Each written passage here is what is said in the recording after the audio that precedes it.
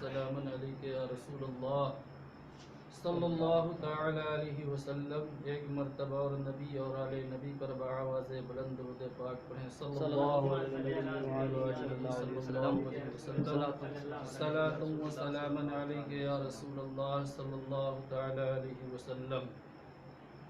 آقا کے نواسے نے مصلی نہیں چھوڑا، آقا کے نواسے نے مصلی نہیں چھوڑا، سر تن سے جدا ہو گیا سجدہ نہیں چھوڑا، سبحان اللہ۔ سر تن سے جدا ہو گیا سجدہ نہیں چھوڑا، اور حسین جیسا شہید اعظم جہاں میں کوئی ہوا نہیں ہے، حسین جیسا شہید اعظم جہاں میں کوئی ہوا نہیں ہے، چھری کے نیچے گلا ہے لیکن کسی سے کوئی گلا نہیں ہے۔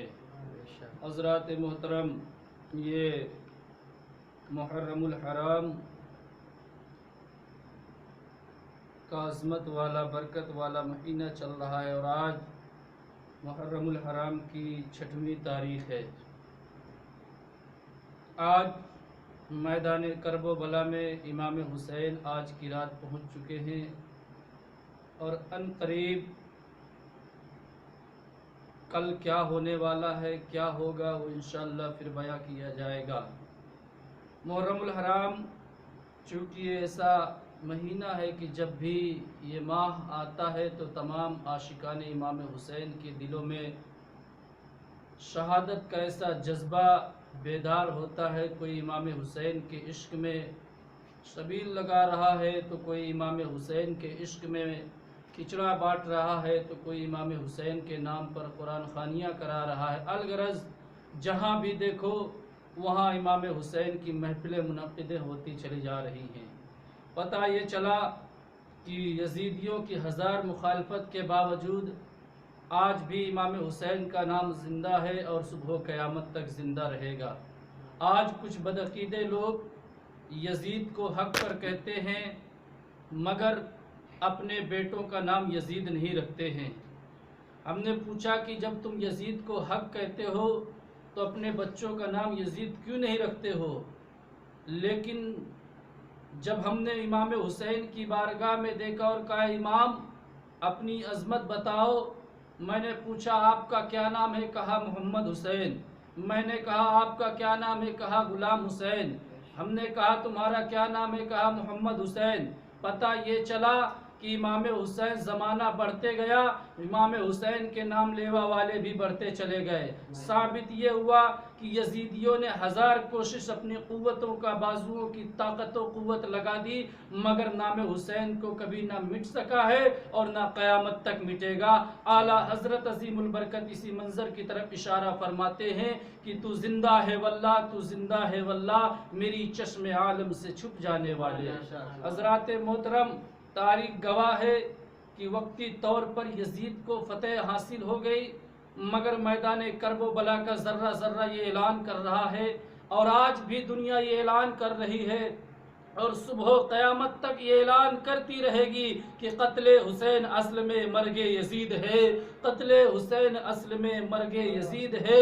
اسلام زندہ ہوتا ہے ہر کربلا کے بعد، اسلام زندہ ہوتا ہے ہر کربلا کے بعد۔ تو حضرات محترم، کربلا کا جو منظر بیان ہوا، امام حسین رضی اللہ تعالیٰ عنہ کی بارگاہ میں جب کوفیوں کے بے شمار خطوط آئے، آپ نے کسی خطوط کا جواب نہ دیا۔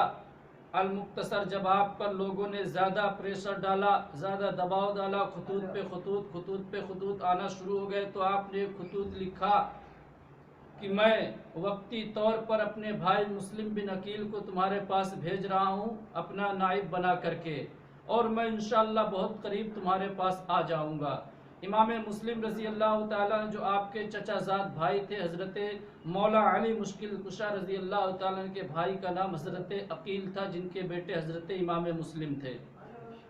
امام مسلم رضی اللہ تعالیٰ اپنے 2 ننھے بچوں کو، جن کی عمر لگ بھگ 7 سے 8 سال ہے، ایک کا نام ابراہیم اور ایک کا نام محمد، ان دونوں صاحبزادوں کو لے کر چل دیتے ہیں، کوفہ کی طرف رخ کر دیتے ہیں۔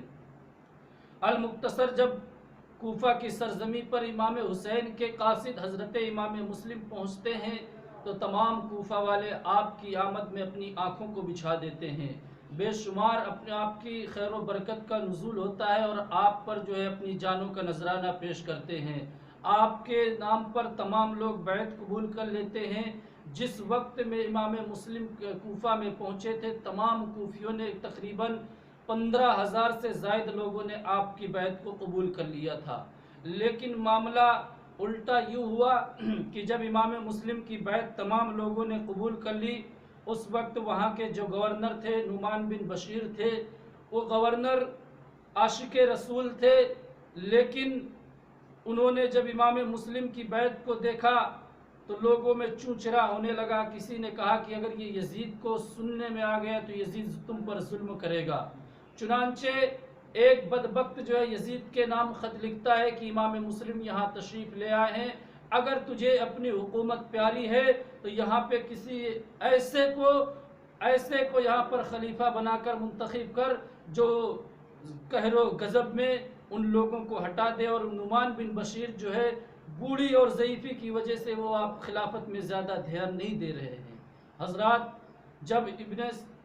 جب یزید پلید کو یہ بات پہنچی تو اس نے عبید اللہ ابن زیاد جو کہ بصرہ کا حاکم گورنر تھا، اس کی طرف خطوط لکھا اور کہا جا تجھے میں کوفہ کا گورنر بنا کے بھیجتا ہوں، تو جا اور سب سے پہلے امام مسلم سے ہماری بیعت کر اور اگر وہ نہ مانے تو انہیں قتل کر دے۔ اللہ اکبر۔ عبید اللہ ابن زیاد بدنما داغ، چنانچہ وہ اپنے بھائی کو بصرہ کا حاکم بنا دیتا ہے اور کوفہ کی سرزمین کی طرف روانہ ہو جاتا ہے۔ جب عبید اللہ ابن زیاد کوفہ کی سرزمین پر آیا تو وہ حجاجی لباس پہن کر عصر اور مغرب کے درمیان آ رہا تھا۔ ادھر جب امام مسلم کوفہ میں تشریف لے آئے تو جب وہاں کے حالات اچھے دیکھے تو آپ نے اپنے بھائی امام حسین کی بارگاہ میں خط لکھ دیا کہ حضور یہاں کے حالات بہت بہتر ہیں، آپ جتنی جلدی ہو سکے کوفہ میں تشریف لے آئیں، چونکہ یہ ہمارے ساتھ شریک جمعہ ہوں گے، شریک نماز ہوں گے، یہ آپ کے نام لیوا ہیں، آپ کے چاہنے والے ہیں، آپ پر اپنی جانوں کا نذرانہ پیش کر دیں گے۔ ادھر جب عبید اللہ ابن زیاد کوفہ کا گورنر بن کر آیا تو حجاجی لباس پہن کر اور جو راستہ مدینہ اور مکہ کی طرف سے آ رہا تھا اسی راستے سے آیا۔ چونکہ اندھیرے کا وقت تھا، کوفہ والے سمجھ نہ پائے، انہوں نے سوچا کہ یہ امام حسین تشریف لا رہے ہیں تو انہوں نے نعرہ لگایا مرحبا بک یا رسول اللہ صلی اللہ علیہ وسلم، لبیک یا حسین کے نعرے لگانے لگے۔ الغرض وہ نام و نہاد بدنما داغ عبید اللہ ابن زیاد کسی سے کچھ نہیں بول رہا تھا اور اپنے چہرے کو ڈھکے ہوئے تھا، چہرے پہ نقاب پہنے تھا، سارے لوگوں کی گفتگو سن رہا تھا، سب کے چہرے بغور پہچان رہا تھا۔